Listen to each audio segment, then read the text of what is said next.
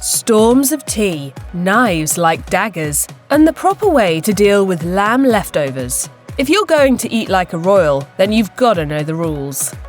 If you ever find yourself at a formal banquet, you might want to savour each bite, but you should try to eat at the same speed as the monarch.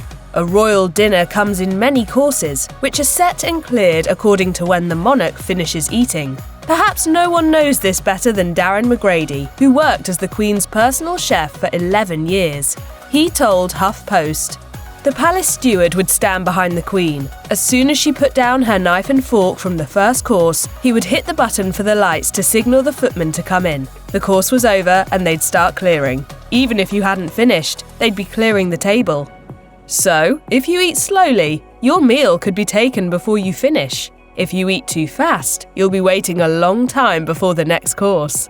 Beyond getting your plate taken away, following the monarch's cues is considered good manners, according to etiquette expert William Hanson. Speaking to Marie Claire, Hanson said, "No one should begin until the Queen begins eating. Similarly, when the Queen's cutlery goes into the finished position, everyone else should follow suit, regardless of whether there is food left on their own plates." While guests may be excited to talk to everyone at the table at a royal banquet, it's only appropriate to talk to people sitting directly next to you. William Hanson explained this to Marie Claire, saying, "With formal dining, conversation flows to each person's left and right, rarely ever across the dining table. Once the conversation begins in one direction, it continues that way until about halfway through the meal. And if you don't follow these rules, there can be social consequences. Just ask Formula One world champion Lewis Hamilton. One of his first royal experiences was in 2009, when he was invited to lunch with Queen Elizabeth. Hamilton was one of 8 guests and was seated to the Queen's left. He was understandably excited and began chatting with her right away, but she quickly corrected him. She's like, "No, you speak that way first, and I'll speak this way, and I'll come back to you." As promised, partway through the meal, the conversation switched sides, and he was able to have a good chat with the Queen. Tea? Oh, yes, please.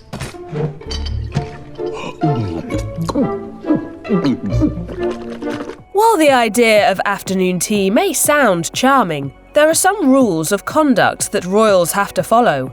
Even making the tea has a precise order of operations. Grant Harold, a former butler to King Charles, shared the secret to making a cup of tea worthy of the royal family with insider. Most of his instructions were straightforward, such as adding the milk after the tea. However, one surprising point he made was to stir the tea back and forth rather than in a circular motion. Harold said, "If we stir in a circular motion, we can create a storm in a teacup and see the tea coming over the sides, which we should never allow." Another problem with stirring in a circle is noise-related. If the spoon touches the sides, it makes a clinging sound, and we don't want that at the afternoon tea table.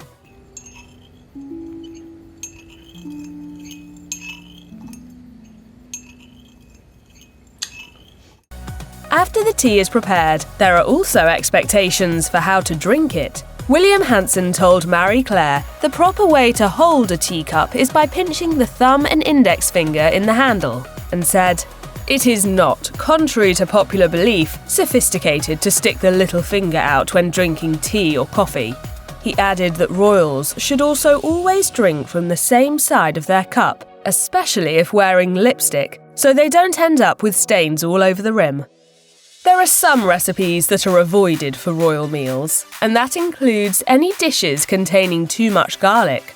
The current Queen Consort, Camilla Parker Bowles, confirmed this restriction on MasterChef Australia. So garlic is a no-no? Garlic is a no. Because you're talking, chatting, Yes, expected to be... Exactly, it's always, so you just have to lay off the garlic. Royal chef Darren McGrady confirmed this garlic ban and added that onions are also a no-go. He told The Express, "We can never serve anything with garlic or too much onions. The Queen would never have garlic on the menu."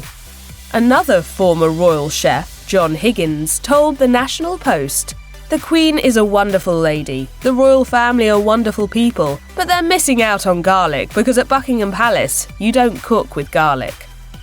You may have heard that the proper way to hold a fork and knife is with the knife in the right hand and the fork in the left. Etiquette expert William Hanson told Marie Claire that this concept dates back to when men would carry their swords and daggers in their right hand. Fortunately for left-handed people everywhere, Hanson has proclaimed this outdated rule a load of rubbish, and now the utensils can go in either hand, even in formal dining. But that doesn't mean you can handle your fork and knife however you like. Hanson was quick to outline some utensil rules that are still crucial to follow. The index finger goes down the fork, stopping before the bridge. For knives, the index finger also extends down the knife, stopping where the blade and handle meet. Royals and anyone dining with them should also be mindful that their fork doesn't scrape against the plate. However, we're all human, and Hanson said this wasn't a big deal if it happened a couple of times accidentally, although he added, but to continue to do so is especially unfortunate.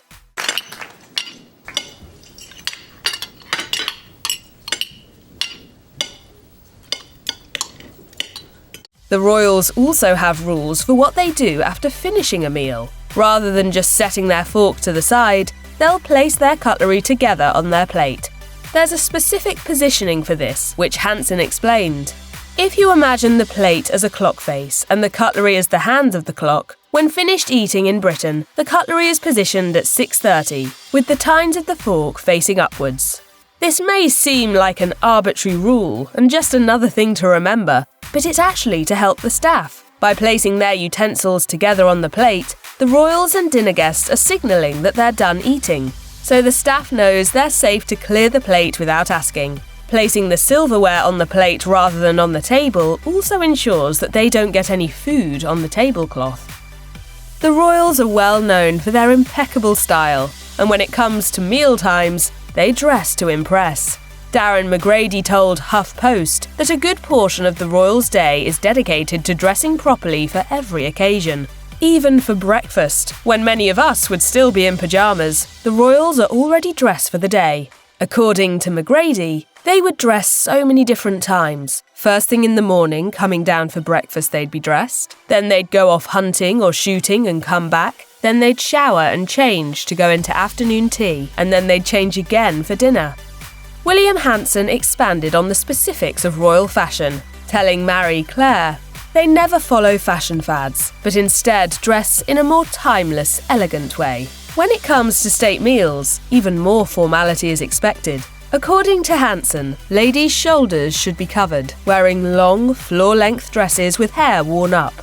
Men are in black wool tailcoats, white winged collared shirts, and white bow ties.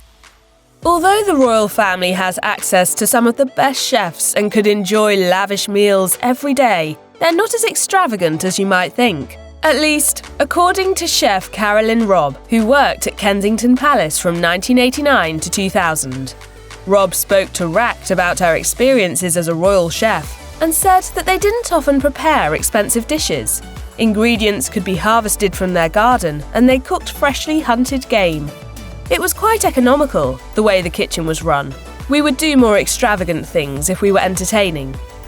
In the same economic spirit, they were instructed not to throw any food away. Speaking about King Charles, Robb said, if there were leftovers, they'd be used one way or another. If not for him, then rehashed and used for a meal the following day. Robb explained that leftover roast lamb could easily go into a shepherd's pie, and to avoid having too many leftovers, the kitchen staff was careful to keep portion sizes fairly small. Robb said Charles didn't like huge amounts of food on the plate. This is delicious, Mrs. Raymond. Absolutely delicious. They're just leftovers. The royals have many considerations about when and if they can accept gifts from well-wishers. As outlined by their official gifts policy, this is primarily because they shouldn't accept any gifts that can be seen as indebting them to anyone. For this reason, all potential gift givers are discouraged from giving the royals any extravagant presents worth a great deal of money. Royals are also usually directed to refuse gifts from businesses for the same reason. Because food is typically a more affordable gift, royals can usually accept it. According to the guide, consumable items such as flowers and food are acceptable offerings, provided they come from individuals, not organisations, and as long as they come in reasonable amounts. So, if you're planning to gift the royal family some cupcakes, don't go overboard baking enough for the whole palace. Along with staying impeccably dressed, one accessory you could always count on Queen Elizabeth to carry was her handbag. It turns out this was more than a style choice. She used it to send signals to her staff. Royal historian Hugo Vickers explained to people that when the Queen wanted to finish a conversation, she would move her purse in a specific way. He said, "It would be very worrying if you were talking to the Queen and saw the handbag move from one hand to the other." But not everyone would know the signal, so it was an easy way for her to leave a conversation graciously. Once a member of her staff saw her switch her handbag, they'd come over and make the necessary excuses for her to leave. The Queen would use her purse similarly to signal the end of meals. If she placed her bag on the table at dinner, it was her way of letting everyone know she wanted the evening to wrap up in 5 minutes. It was a subtle way for her to avoid uncomfortable situations.